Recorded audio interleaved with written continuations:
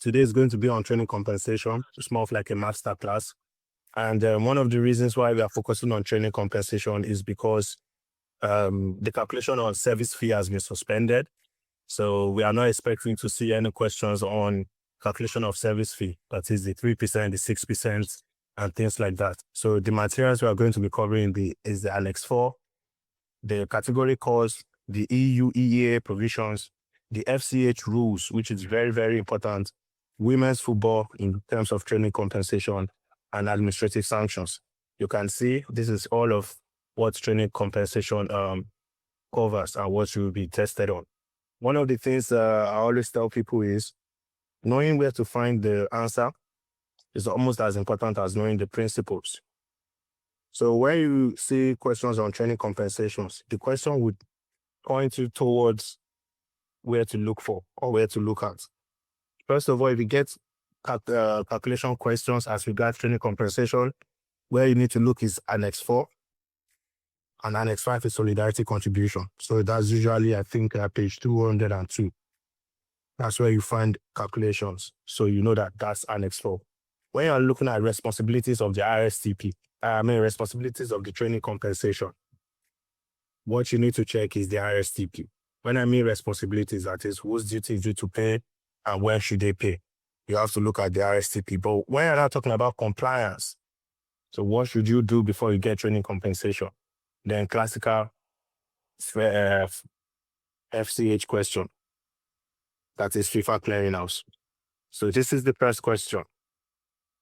First of all, training compensation is the reward training clubs get or academies get for training a player between the ages of 12 to 21, payable up until the age of 23. It is due when the first registration of a professional player that is signing a first professional contract. And after that, there's a classical saying that says the first registration breaks the chain, and it is not due to others after that, it is due to the last club. So guys, please always keep that in mind. So guys, let's go to the answer. The answer is actually B. Guys, what I just want you to know is that for calculating training compensation, you have to use the new club training compensation. So you're not going to use that of CAF in terms of Egypt. The only reason why you use CAF is because all training compensations from ages 12 to 15 are calculated based on category 4. From age 12 to 15 is based on category 4. Then you can now do from age 16 to 18, which is UEFA category 1, which is 90 and 270. So don't use CAF because that is it. The only exception when you are going to be using the higher to lower, lower to higher is where we get to the EEU, which we are still going to discuss. So this is the table. So from age 12 to 15, you use the category 4. So question two, guys. So this is the explanation for these guys. Under the training compensation exceptions, there's an exception for the clubs in the EU and the EA area. They're called the special provisions. If you check RSTP Annex 4, Article 6. So it says, when a player moves from a lower category club to a higher category club within the EU EAA area, the training compensation is calculated by the average of the two clubs, indicating the training cost. So we can see, if you look at AEK Athens, category 2 in UEFA, this is the table, category 2 UEFA, 60K, and Real Madrid, category 1. So 90 plus 60 divided by 2 will give you the cost. So remember, this exception is only for the EU EAA.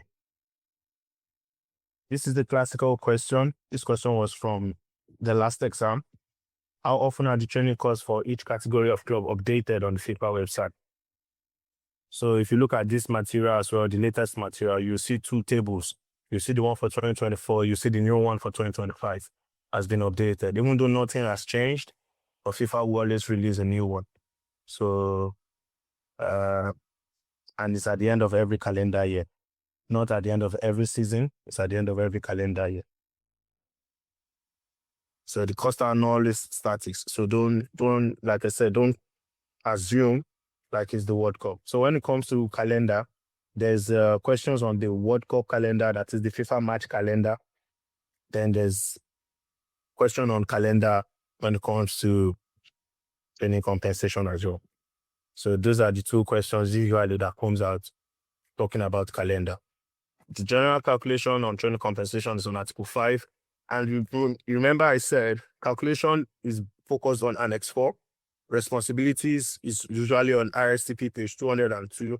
Compliance on training compensation is usually on the FIFA clearinghouse.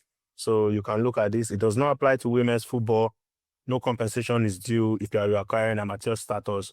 Any transfer after the age of 23, training compensation is not due. Training compensation is rewarded for clubs that have trained from the ages of 12 to 21.